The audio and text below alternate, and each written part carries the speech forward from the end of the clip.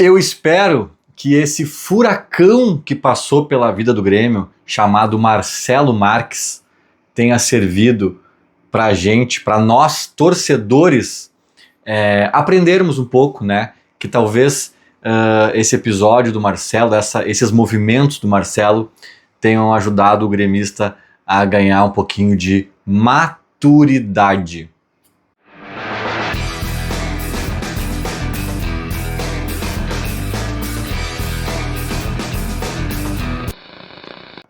Vamos lá, gente. Eu vou falar um pouquinho das eleições do Grêmio, né, que rolaram nesse sábado. Acabei não falando e depois teve o jogo e tal, Vitória contra o Vitória. Mas eu vou falar sobre dois aspectos. Eu acho que os dois envolvem a palavra maturidade, por isso que eu usei aqui na abertura do vídeo. E o primeiro aspecto é principalmente sobre o Marcelo Marques, pessoa física.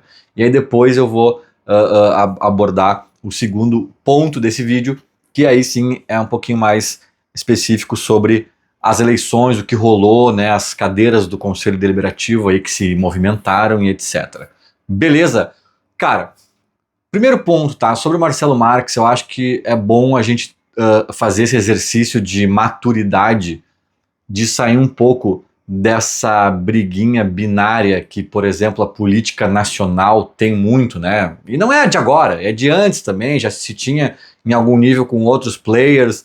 Talvez a rede social fomente muito isso, mas essa polarização, ela não é de hoje no cenário brasileiro, na política partidária.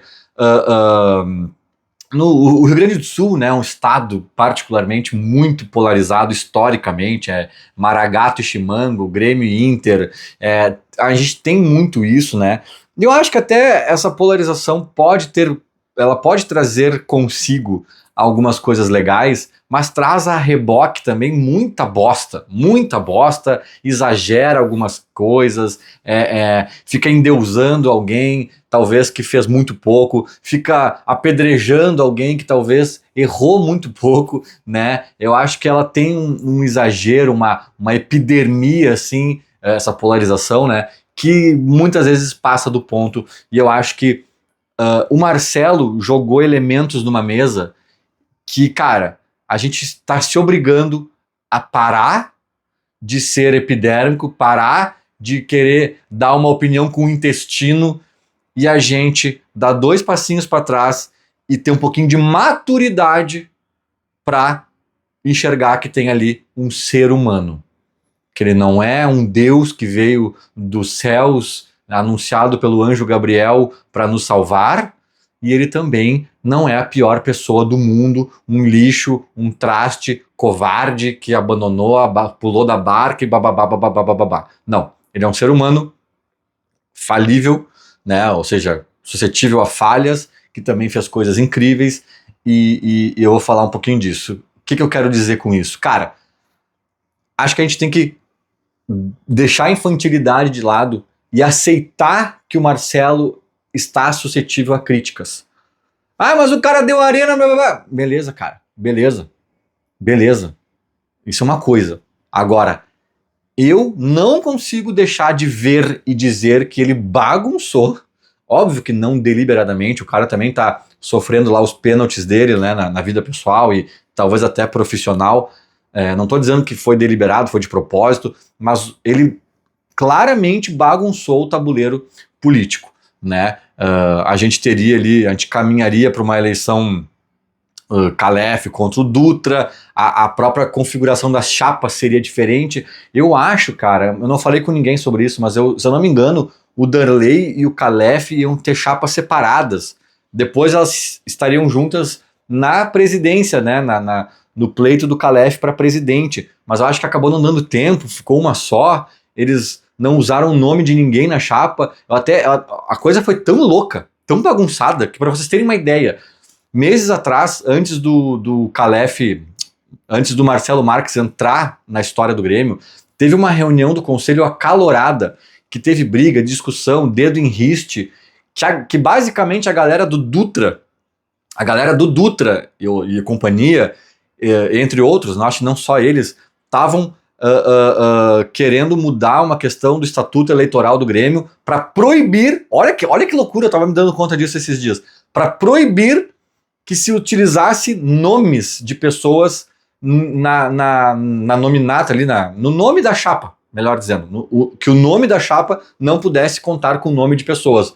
Ou seja, eles estavam querendo combater o chapa do Darley, chapa do Calef, né? Porque talvez o nome do Dutra não fosse tão né, não chamasse tanta gente, não tinha um ídolo ali, ou um dirigente que estava, né, que colhia alguns louros de algumas coisas que tinha feito recentemente, sei lá qual era a convicção deles, mas era algo nesse sentido, de talvez entender que eles não tinham nomes tão chamativos e impactantes, e por isso teriam uma desvantagem. Eu até não concordo com esse pleito, eu votei contra essa mudança, eu acho que se trata de uma transparência, né? Acho que eu devo ter feito vídeo aqui depois falando um pouco dessa reunião do conselho, mas eu acho que, cara, não dá pra confundir também o sócio do Grêmio. Se o cara quer votar na chapa só porque é do Darley, a gente pode achar isso legal ou não achar legal, mas o cara tem que votar em quem ele quer votar. Né? É melhor do que o cara ficar confuso. Tá, mas o Darley era 2 ou era 5? Agora me deu um branco. Ah, eu acho que o Darley talvez era 1, porque ele vestia a camisa número 1, né, quando ele jogava. Não, cara, bota lá a chapa do Darley, não vejo problema,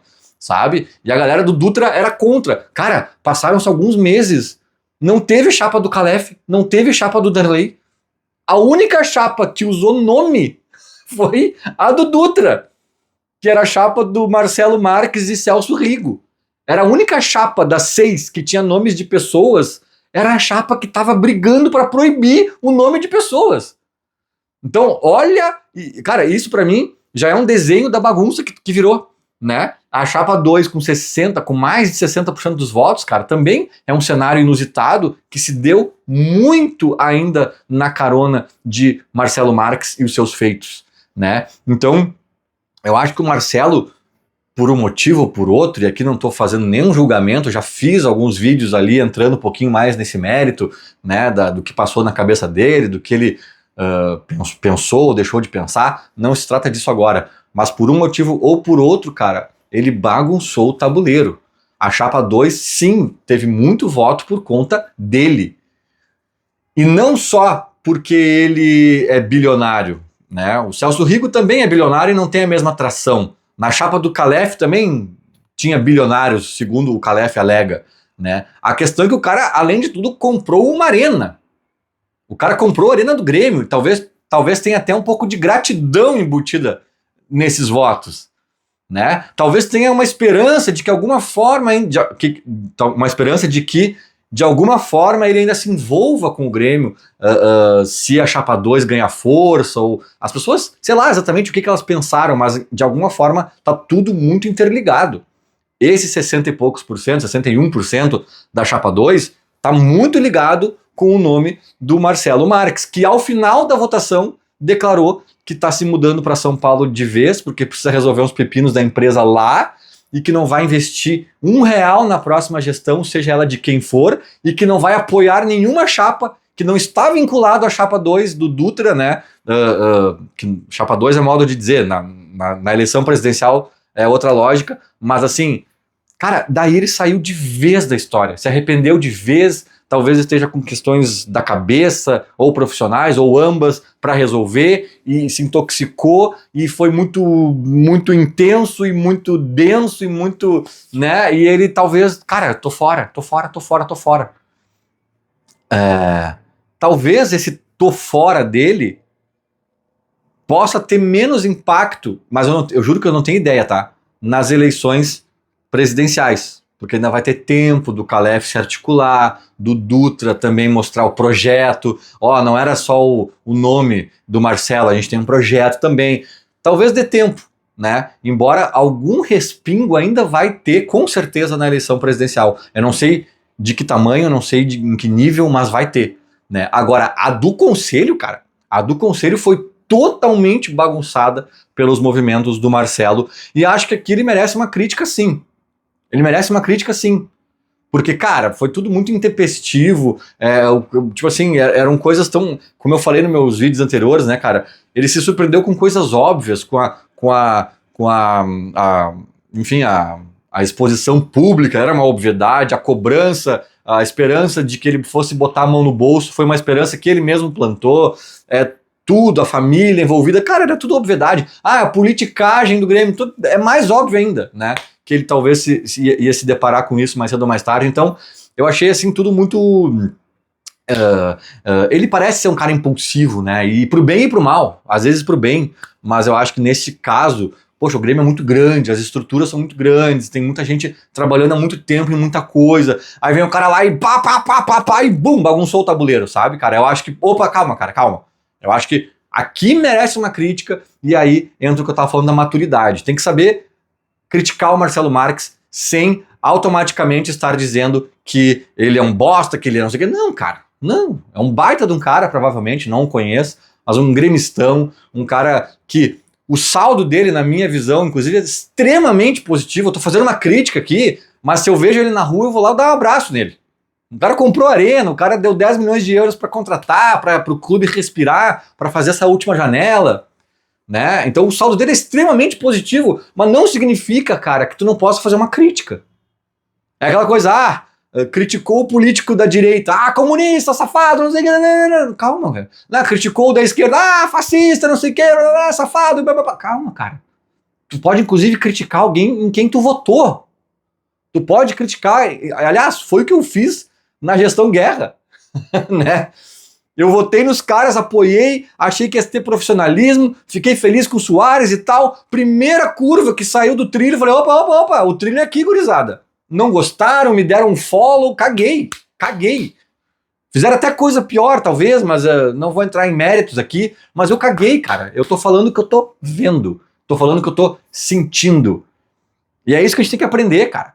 Sabe? O Marcelo Marques é um baita cara, merece uma placa na arena lá pelo feito dele e tal, mas, cara, na minha opinião, bagunçou a eleição do conselho. Ponto. Ele fez de propósito, foi maldade e tal? Claro que não. Ou, muito provavelmente não, né? Vai saber dos bastidores, mas eu diria que não, cara. Eu diria que realmente ele quis ser presidente, quis fazer acontecer, daqui a pouco sentiu um baque, não calculou direito as coisas, se precipitou e, enfim, tudo que a gente já sabe da história. Mas eu acho que essa maturidade a gente tem que ter, cara.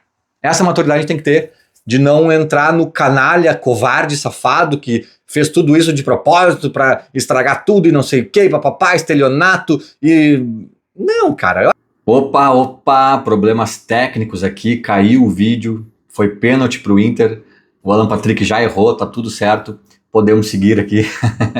Mas enfim, retomando o raciocínio, né, era o que eu tava dizendo, da maturidade, de entender o ser humano ali por trás das decisões, valorizar tudo de bom que ele inegavelmente fez pro Grêmio. O Marcelo Marques está na história do Grêmio de uma forma extremamente positiva, mas eu acho que essa crítica cabe, né, mais pontual aí em relação às eleições e tal, porque a coisa ficou bagunçada e um clube do tamanho do Grêmio, eu acho que precisa ter os seus processos um pouquinho mais estruturados, com previsibilidade, com tempo para as coisas acontecerem, e tudo foi um atropelo, e tudo foi um bota-casaco, tira-casaco, bota-casaco, tira-casaco, e eu acho que isso prejudicou o processo como um todo, né?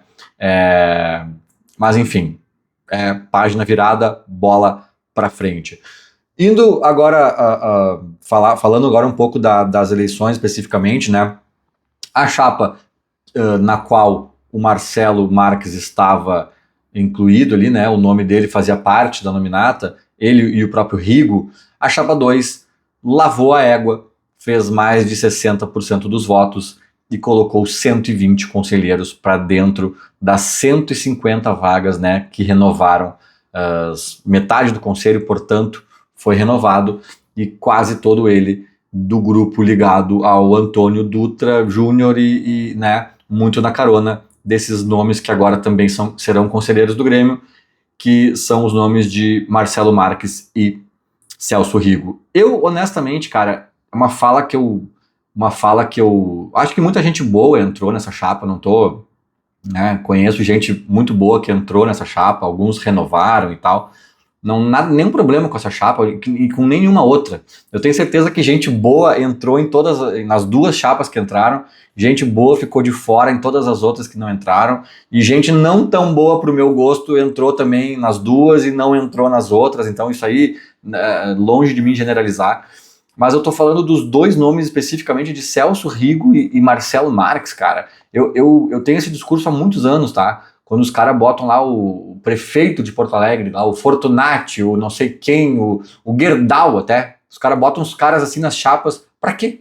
Sabe, tipo assim, o que esse cara vai ajudar como conselheiro? Ele vai lá participar da discussãozinha, não sei o que. Cara, esses caras ajudam de formas muito mais pontuais e talvez até maiores em algum sentido, que não precisa ser conselheiro para estar lá ajudando, né? O Celso Rigo, eu acho que ele se envolve em contratações do Grêmio desde o Zé Alcino ou Zé Afonso, sempre confundo, mas o Celso Rigo vai gestão, sai gestão, nunca foi um agente político do Grêmio, ele sempre ajudou o Grêmio, né? Então, assim, por que agora ele vai ser conselheiro e como efetivamente vai aumentar a participação dele ou a ajuda dele nesse sentido? Ele vai ter tempo, empresário, né, desse nível e tal, vai ter tempo de realmente contribuir como conselheiro especificamente? Eu tenho dúvidas, tá, cara? Eu tenho dúvidas, mas inegavelmente esses nomes, acho que principalmente o do Marcelo nesse momento, ajudaram muito a puxar essa votação histórica aí, de mais de 11 mil votos para essa chapa, né? Foram mais de 18 mil votos no total, também histórica nesse sentido. Acho que foi a maior votação do Grêmio, né? Acho que eram mais de 41 mil sócios aptos, e pouco menos da metade, portanto, votou. Mais de 18 mil, acho que foi um número expressivo, dos quais 61% depositaram seus votos na chapa 2.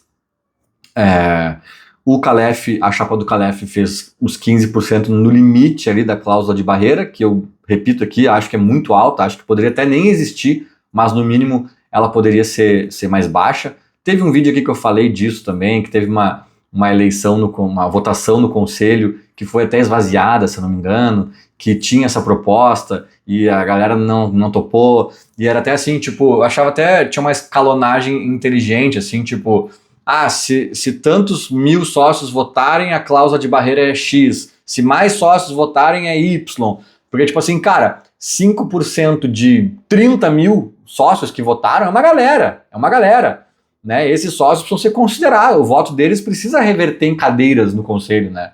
Então, era uma coisa bem interessante que acabou não indo para frente. Eu acho lamentável, muita gente boa, repito, ficou de fora muito por conta dessa cláusula de barreira protecionista aí dos mesmos grupos, dos mesmos, sabe, sempre dos mesmos ali, e as chapas ali que tinham muitos nomes novos que oxigenariam o conselho não entraram.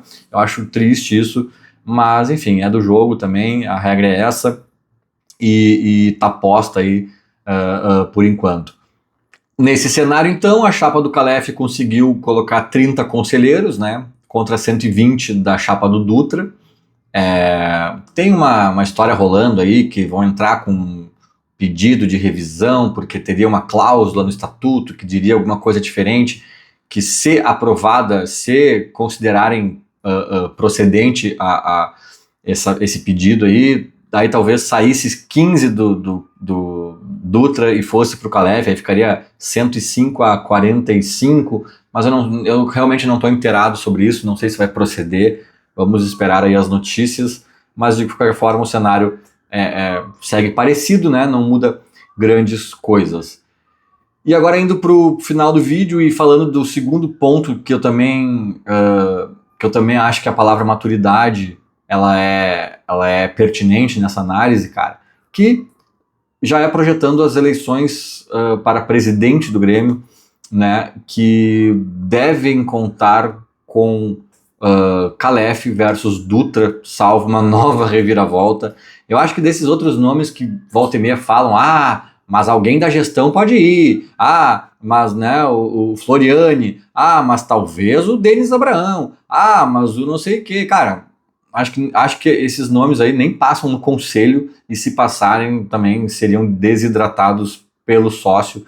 Então eu vejo de uma forma ou de outra, essa polarização se dando, que deve estar entre Calef e Antônio Dutra Júnior.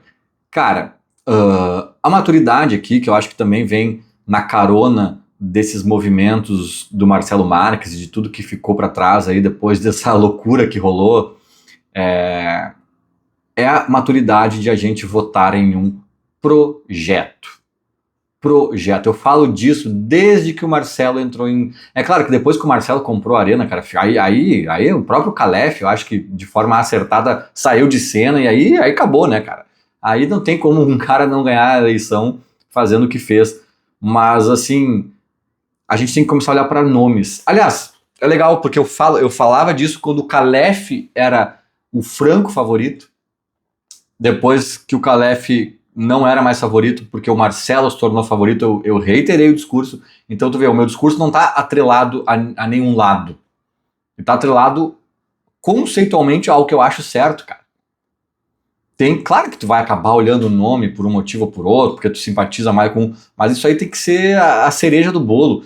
Tem que olhar projeto. E o Marcelo Marques saindo de cena nos dá a oportunidade de olhar projetos, e parece que ele tá saindo de cena, ele e o Rigo parece que estão saindo de cena total mesmo, não é assim, não, eu não vou fazer campanha, mas tô junto com o Dutra, não vou fazer campanha, mas eu tô no CA, eu vou ser vice-presidente do Grêmio eleito e tal, não, cara, pelo que dizem, pelo que ele teria dito, e o Rigo indo na onda dele também, cara, tô fora, esquece, vira a página, não tô envolvido em nada, sequer apoio chapa nenhuma, né? Então, voltamos à estaca zero totalmente entre aspas, né? Porque as coisas ficam pelo caminho ali, mas voltamos ao cenário de Calef versus Dutra. Naquela época, o Calef tinha amplo favoritismo, as pesquisas todas davam assim uma vitória tranquilíssima dele. Agora, não sei até que ponto, mesmo com o Marques se desvinculando da campanha, não sei até que ponto o Dutra herda ainda alguma coisa de voto do Marcelo, não sei. Acho que a gente vai ter que esperar para ver a campanha se desenrolar também, o que vai acontecer. Mas acho que independentemente disso, cara, daqui a pouco o Calef vai falar do Maicon, vai apresentar o Danley como apoiador, de repente o filho do Rigo vai estar lá colado com o Dutra, eu não sei o que vai acontecer, quais são os nomes, porque os nomes sempre acabam tendo espaço, né? Sempre tem alguém que chama lá alguém ligado ao Fábio Koff, cara, os nomes sempre estão na pauta, mas eu acho que a maturidade que o torcedor vai precisar ter, e talvez essa entrada, saída do Marcelo Marques tenha nos ensinado e nos forçado a caminhar para essa maturidade, cara, é esquecer os nomes. É olhar o projeto. Mas o que o Calef quer fazer em relação à base? O que o Dutra quer fazer em relação a não sei o quê? É isso, cara. É isso. É isso, esquece. O Calef também disse que tem bilionário. O Dutra, sei lá se tem ainda ou se não tem, mas, né, esquece, cara. Eu vou votar no Calef porque ele gritava com a imprensa. Cara, o que isso vai fazer o Grêmio ganhar alguma coisa? Né? Eu vou votar no Dutra porque ele é amigo do Marcelo Marques. O Marcelo Marques já disse que tá fora. O que isso vai fazer o Grêmio ganhar alguma coisa? E bilionário, o do Calef disse que também tem amigos.